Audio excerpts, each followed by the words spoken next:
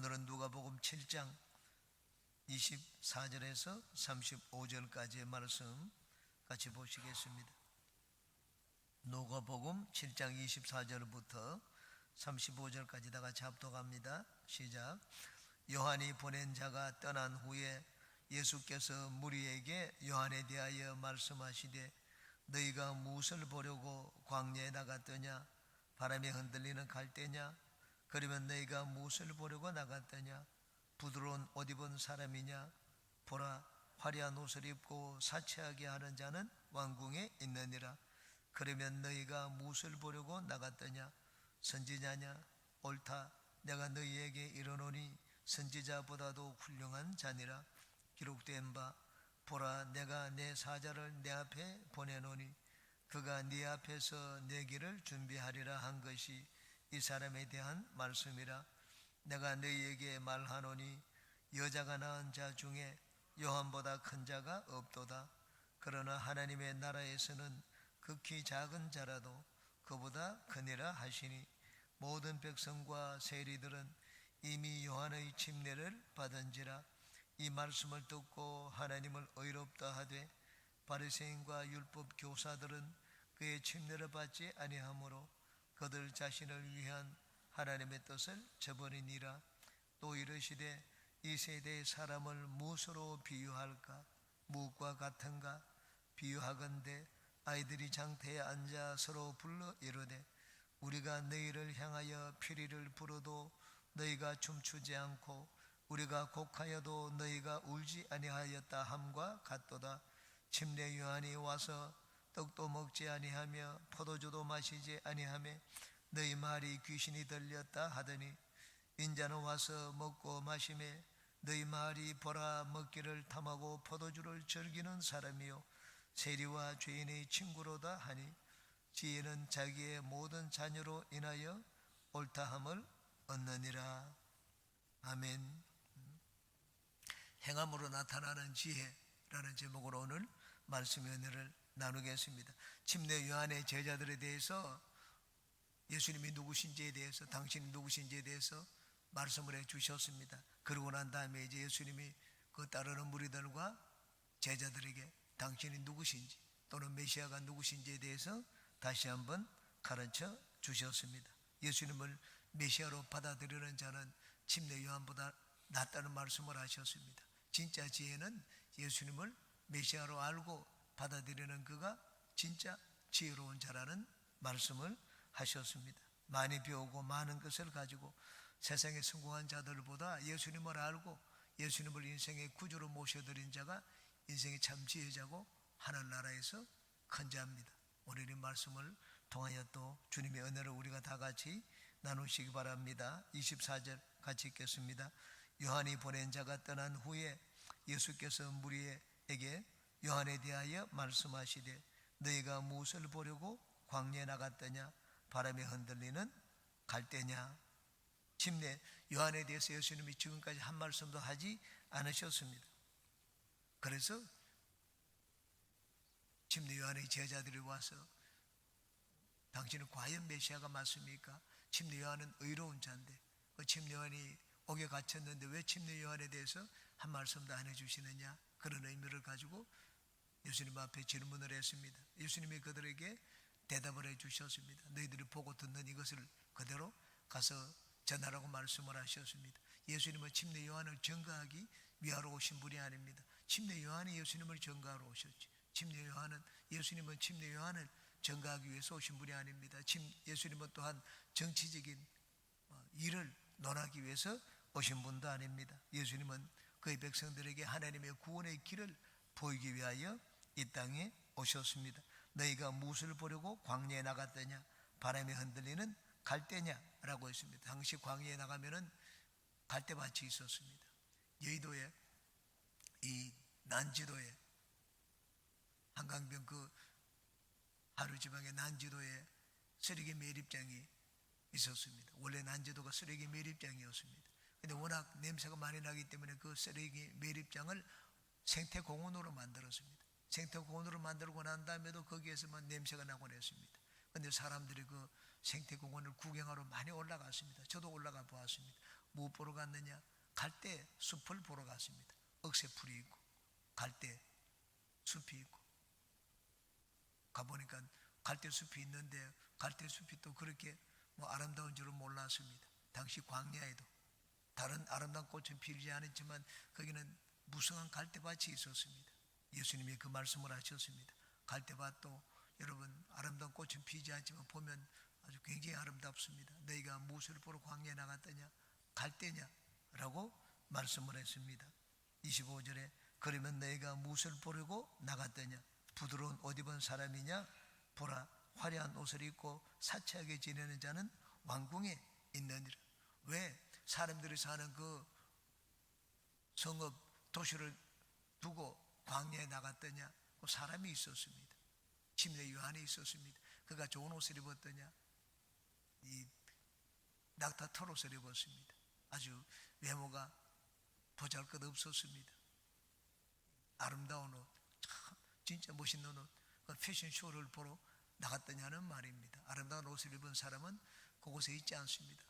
사치하는 사람, 그 부드러운 옷, 좋은 옷 입은 사람은 사치하는 사람이다. 사치는 부패하지 않고 정상적으로 열심히 일해서 돈 버는 사람은 사치를 하지 않습니다.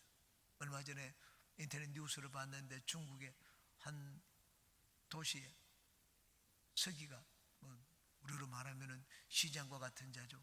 시장이 중국의 부패위원회, 이 청결위원회에 걸려가지고 사라진 것을 봤습니다. 그 배경은 그 아내가 올린 SNS 때문입니다.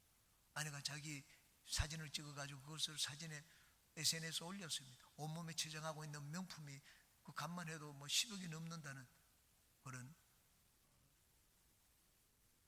말을 하는 걸 봤습니다. 그 다음날 그 남편이 사라지게 되었습니다. 여러분, 사치스럽고 좋은 옷 입는 것, 부패하지 않고 불의하지 않고 그렇게 할 수가 있습니까? 침례 요한은 그렇지 않았습니다. 너희가 그런 사람을 보러 나갔더냐 말씀을 했습니다. 26절에 그러면 너희가 무엇을 보려고 나갔더냐? 선지자냐? 옳다. 내가 너희에게 이르노니 선지자보다도 훌륭한 자니라. 그러면 무엇을 보려고 나갔더냐? 선지자를 보러 나갔더냐? 선지자는 하나님 말씀을 전하는 자입니다. 하나님 말씀을 받아가지고 백성들에게 전하는 자입니다. 그 선지자를 보러 나갔더냐? 하나님 말씀을 들으러 나갔더냐? 맞다고 말씀을 했습니다. 이 침례 요한은 외모가 보잘것없었습니다. 그런데 하나님 말씀이 그에게 있기 때문에 하나님 말씀을 듣기 위해서 나아갔습니다. 우리가 주님 앞에 나올 때도 마찬가지입니다. 주님 앞에 나올 때 외모를 보고 나오면 안 됩니다. 오늘도 여러분은 주님 앞에 나왔습니다. 여러분이 외모를 보기 위해서 주님 앞에 나온 것이 아닙니다. 멋있는 건물이 있기 때문에 나온 것도 아니고 여기 막 멋있는 이 탤런트나 배우가 있기 때문에 나온 것도 아닙니다. 하나님 말씀을 들으러 나왔습니다. 이들은 광야에 갔습니다. 선지자를 보러 나갔습니다. 다른 말로 하면 하나님의 말씀을 들으러 나갔습니다. 내가 너희에게 이르노니 선지자보다 훌륭한 자니라. 구약의 모든 선지자는 예수 그리스도에 대해서 예언을 했지만은 그림자를 보았습니다. 예수 그리스도의 그림자를 보고 예언을 했습니다. 그런데 침례 요한은 달랐습니다. 예수 그리스도의 실체를 보았습니다. 여러분, 그림자하고 실체가 비교가 되겠습니까? 그림자하고 실체는 비교가 되지를 않습니다. 그렇기 때문에 이 선지자보다, 다른 모든 선지자보다 훌륭한 자니라고 말씀을 했습니다. 이 침례 요한이 성경을 많이 알아서 그런 것이 아닙니다. 침례 요한은 예수님을 드러내는 자였기 때문입니다. 그러므로 구약의 모든 자들, 예수님에 관해서 그림자로 예언한 자들보다 예수님의 실체를 본 자였기 때문에 모든 선지자보다 훌륭한 자라고 말씀을 했습니다. 27절 같이 읽습니다. 기록된 바 내가 내 사자를 네 앞에 보내노니 그가 내 앞에서 내 길을 준비하리라 한 것이 이 사람에 대한 말씀이니라. 이 말씀은 예수님이 말라기 3장 1절 말씀을 인용한 내용입니다. 말라기 3장 1절 여러분 한번 찾아보시기 바랍니다. 구약의 마지막 성경입니다. 말라기 3장 1절 찾아가지고 우리 같이 읽겠습니다. 말라기 3장 1절 같이 읽습니다. 시작. 만군의 야훼가 이르노라. 보라, 내가 내 사자를 보내리니 그가 내 앞에서 길을 준비할 것이요 또 너희가 구하는 바 주가 갑자기 그의 성전에 임하시리니 곧 너희가 사모하는 바 언약의 사자가 임하실 것이라. 여기 말라기에 보십시오. 앞부분에 만군의 야훼가 이르노라 내가 내 사자를 보낸다고 했습니다. 이 내가는 누굽니까? 야훼 하나님입니다. 야훼 하나님이 내 사자를 보내리니 그가 내 앞에서 길을 준비할 것이고, 내 앞에 이 내가 누굽니까? 이건 전부 성부 하나님입니다. 사자를 보내리니 그 사자가 나를 내 길을 준비할 것이다. 이게 성자 예수님은 보이지 않습니다. 성부 하나님과 그 사자밖에 나오지 않습니다. 예수님이 이 말씀을 인용을 했습니다. 조금 다르게 예수님이 인용을 했습니다. 이제는 누가복음으로 가보시겠습니다. 기록된 바 내가 내 사자를 네 앞에 보내노니, 너희 앞에 보내노니, 이 너희 앞에라는 말이 말라기에는 없습니다. 내가 내 사자를 보내리라고 했는데 내가 내 사자를 너희 앞에 보내겠다고 했습니다. 거기 너가 또 한 분 있습니다. 하나님 보좌에 하나님과 함께 곁에 서 계신 분이 있다는 말입니다. 내가 내 사자를 보내노니라고 했는데 내가 내 사자를 너희 앞에 보내리니 그가 너희 앞에서 내 길을 준비하리라. 누구의 길을 준비한다고 했습니까? 말라기에는 하나님의 길을 준비한다고 되어 있는데 여기는 내가 너희 앞에 너를 위하여 사자를 보낼 것이니 그가 너를 위하여 길을 준비하리라. 그렇게 말씀을 했습니다. 말라기를 보면은 여기 야훼 하나님밖에 나오지를 않습니다. 그런데 예수님은 이 말라기 말씀을 인용하면서 하나님도 야훼 하나님도 나오고 그 야훼 하나님 앞에 또 한 분의 주가 있는 것을 보여줍니다. 그리고 하나님이 보내시는 사자는 누구를 위한 것인가? 또 다른 주, 하나님이 다른 주를 위하여 사자를 보낼 것이라고 말씀을 했습니다. 구약 성경만 보면 희미하지 않습니다. 구약 성경만 보면 삼위일체 하나님이 보이지를 않습니다. 유대인들은 오늘날도 구약 성경을 믿습니다. 우리와 같이 구약 성경을 그들은 가지고 있습니다. 그런데 그들은 삼위일체 하나님을 믿지 않습니다. 왜 구약 성경을 똑같이 가지고 있는데 삼위일체 하나님을 믿지 않습니까? 구약 성경에는 삼위일체 하나님이 보이지 않습니다. 우리는 예수 그리스도를 알고 이제는 구약 성경을 들여다봅니다. 그러면 구약 성경에 삼위일체 하나님이 보입니다.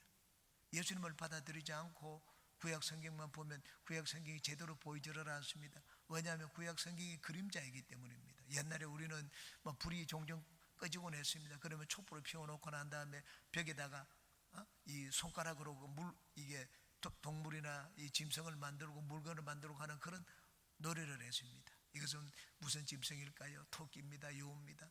내 마음에 생각되는 것. 그림자는 이상한 모양으로 한 모양이지만 내 마음에 늑대로 생각하면 그것이 늑대고 여우로 생각하면 여우고, 그래서 상대방에게 이것이 무슨 짐승인지 또는 무슨 물건인지 맞춰보라는 그 20곡의 문제를 저희들이 어릴 때 형제들과 했던 기억이 납니다. 이건 여우처럼 생기기도 하고 강아지처럼 생기기도 하고 늑대처럼 생기기도 했습니다. 무엇인지 잘 분명하게 분간이 되지 않습니다. 구약은 그림자입니다. 예수 그리스도 메시아에 대해서 예언을 해놓았지만 그림자로 그것을 보여준 것입니다. 그래서 분명하지 않습니다. 저것이 무엇인지 알기 위해서는 진짜 실체를 보면 됩니다. 실체를 보면 저것이 무엇의 그림자구나. 늑대라는 실체, 강아지라는 실체를 보면 그 그림자가 무엇인지 알 수가 있습니다. 예수님은 실체로서 오셨습니다. 그래서 말라기서 말씀을 인용해서 해석을 하는데 분명하게 해석을 해주었습니다. 구약 성경에는 내가 내 사자를 보내겠다는 말밖에 없습니다. 그런데 예수님은 내가 내 사자를 너희 앞에 보내겠다고 했습니다. 그리고 그 사자가 너를 위하여 길을 준비할 것이라고 했습니다. 어떻게 이렇게 해석하셨습니까? 예수님이 이 말씀을 하신 주인이시기 때문입니다. 예수님이 이 사자가 누구를 위하여 길을 예비할 것인지 분명하게 아셨기 때문입니다. 그러므로 우리가 구약 성경을 올바로 해석하기 위해서는 신약의 예수 그리스도를 알아야 됩니다. 바울 사도는 구약 성경을 가지고 있었습니다. 그 의미를 잘 몰랐습니다. 나중에는 율법을 배설물처럼 버렸다고 했습니다. 그것에 매달려 가지고 메시아를 알려고 하니까 메시아가 보이지 않았기 때문입니다. 나중에 메시아를 알고 난 다음에 보니까 구약이 환하게 보이게 되었습니다. 우린 하나님 말씀을 올바로 깨닫기 위해서는 예수 그리스도를 바로 알아야 됩니다. 예수님을 알고 예수님을 만나야지. 예수님이 누구신지 알아야지 성경이 바로 보이게 됩니다. 예수님을 더 깊이 아는 우리가 되시기를 바랍니다. 28절 같이 읽습니다. 내가 너희에게 말하노니 여자가 낳은 자 중에 요한보다 큰 자가 없도다. 그러나 하나님의 나라에서는 극히 작은 자라도 그보다 크니라 하시니.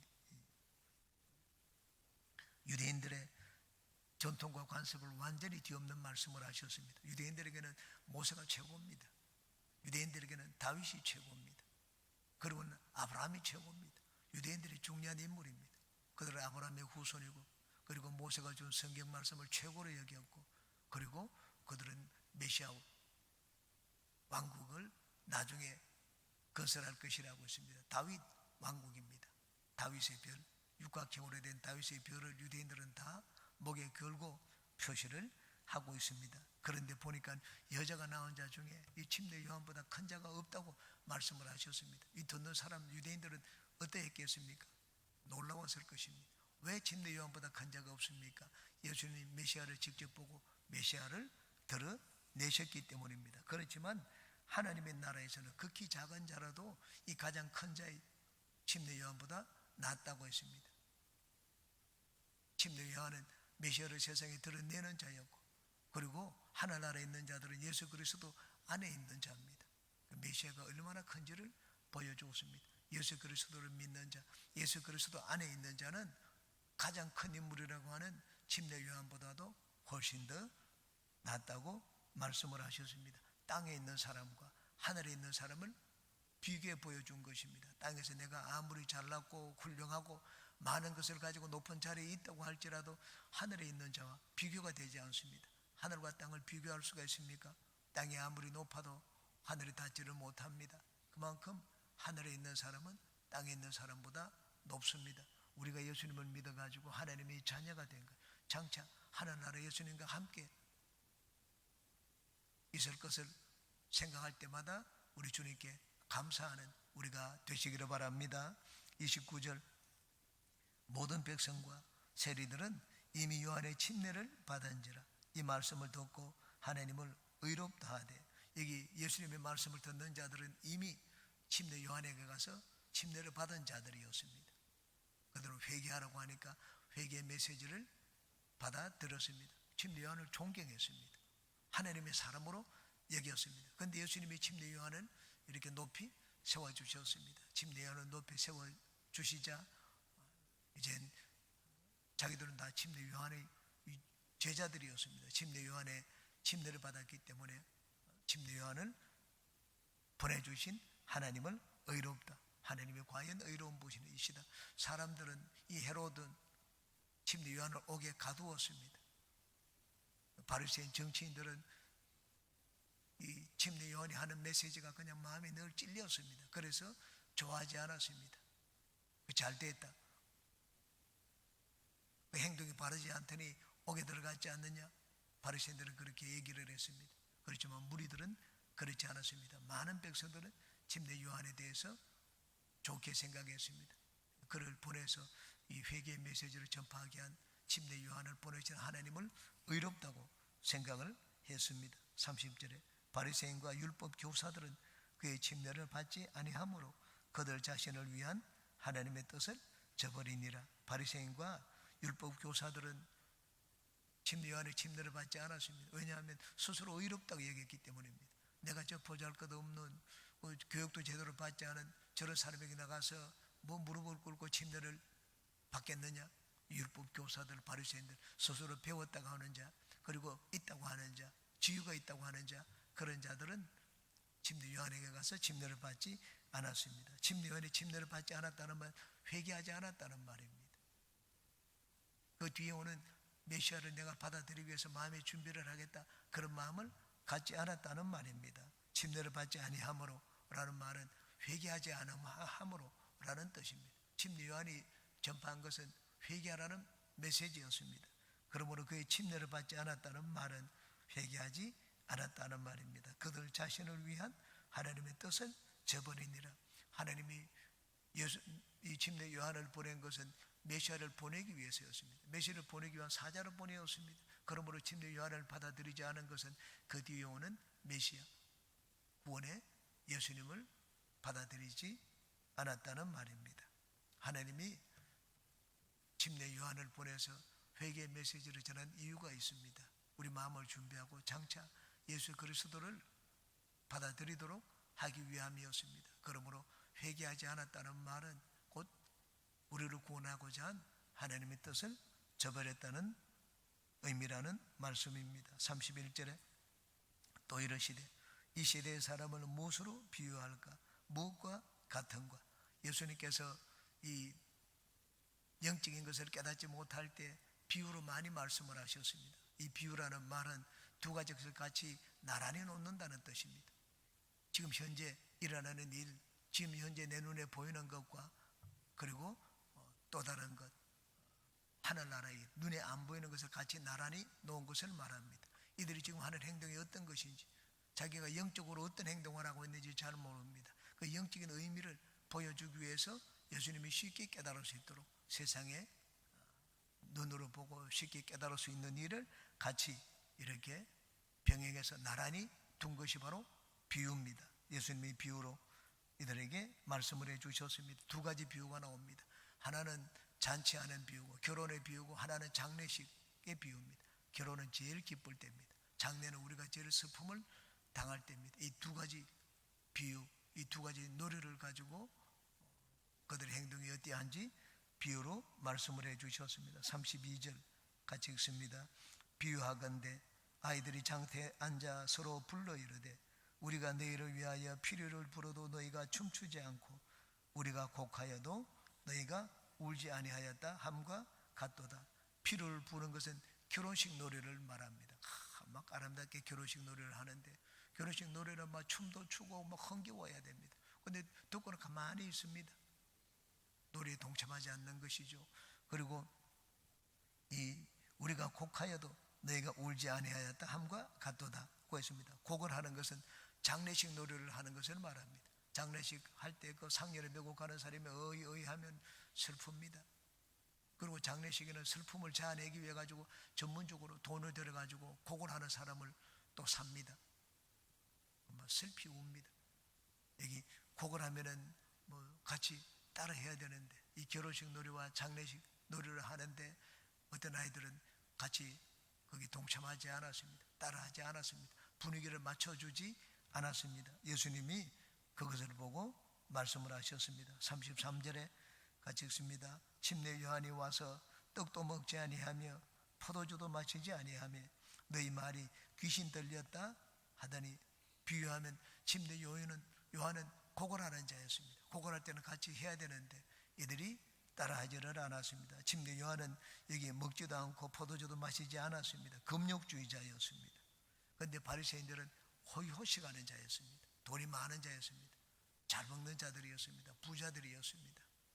그렇기 때문에 침례 요한의 그 하는 행동이 마음에 들지 않고, 그 삶이 마음에 들지 않고, 그 입에서 나오는 메시지가 마음에 들지 않았습니다.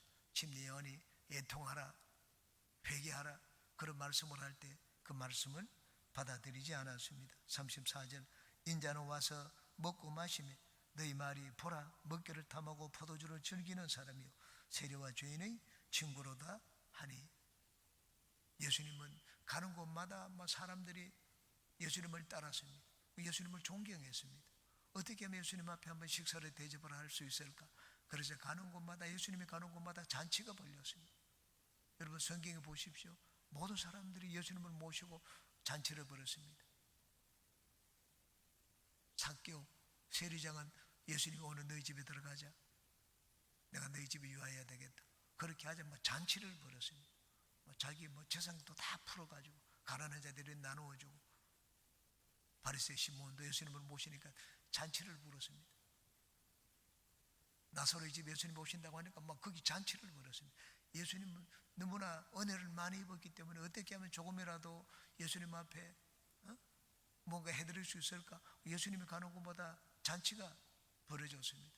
예수님과 따르는 무리들은 막 거기 잔치 분위기 속에서 예수님과 함께 먹고 마셨습니다. 그래서 바리새인들이 예수님을 비난을 했습니다. 왜 너희들은 금식할 때 금식 안 하고 우리는 일주일에 2번씩 금식하는데 왜 금식을 하지 않느냐?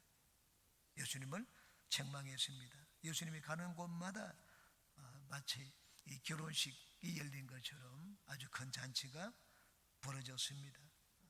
그런데 이 바리새인과 서기관, 율법사들은 그 예수님의 무리들의 하는 행동을 늘 못마땅하게 생각을 했습니다. 그래서 세리와 죄인의 친구로다. 예수님이 받아준 자들, 세리와 죄인들을 다 용서해 주셨습니다. 그들은 아무도 자기들을 받아주지 않는데 자기들을 용서하고 받아주니까 그 감격과 기쁨이 얼마나 컸겠습니까? 그래서 잔치를 벌였습니다. 그래서 예수님이 가는 곳마다 이 잔치에 참석한 자들은 세리들이 있고 창기들이 많이 있었습니다. 그것을 보고 그런 비판을 했습니다. 마지막 35절입니다. 지혜는 자기의 모든 자녀로 인하여 옳다함을 얻느니라. 다른 성경에 보면은 이게 지혜의 자녀를 지혜의 일들이라고 했습니다. 지혜의 일들. 지혜는 그 행하는 일로, 지혜의 자녀가 무엇입니까? 그 일과 행동입니다. 일과 행동이 지혜의 자녀입니다. 저 사람이 얼마나 지혜로우냐 하는 것은 그 자녀를 보고 압니다. 그 부모를, 자녀를 보고 부모가 얼마나 훌륭한 사람인가 아는 것처럼 그 지혜의 자녀를 보고 지혜롭다, 아니다 라고 판단을 합니다. 그럼 지혜의 자녀가 무엇입니까? 지혜의 일들이라고 다른 성경에는 그렇게 사본에는 번역을 해놓았습니다. 그 행하는 일, 그 행하는 행동 또는 말 이런 것을 보고 그 사람이 지혜롭구나 아니구나 그렇게 판단을 합니다. 예수님을 왔는데 예수님을 받아들이는 자, 그런 행동을 하는 자가 지혜로운 자입니다. 못 배웠는데요. 진짜 지혜가 무엇인지 예수님이 보여주셨습니다. 많이 배웠다고 지혜로운 자가 아닙니다. 배워도 진짜 보면 꽉 막힌 자들도 많이 있습니다. 학벌은 없어도, 그리고 세상에 가진 것은 없어도 진짜 하는 일들을 보고 말하는 것을 보면 지혜로운 자가 있습니다. 많이 배웠다고 해서 말 한마디 말도 잘 못하는 자, 그런 자가 지혜로운 자가 아닙니다. 여러분, 진짜 지혜로운 자가 누군가? 세상에서 예수님이 이 말씀을 마음에 새겨야 됩니다. 나는 지혜를 가지고 있습니다. 교회에서 직분은 나는 장로다 권사다 직분 가졌다고 해서 지혜로운 자가 아닙니다. 말을 잘해야 됩니다.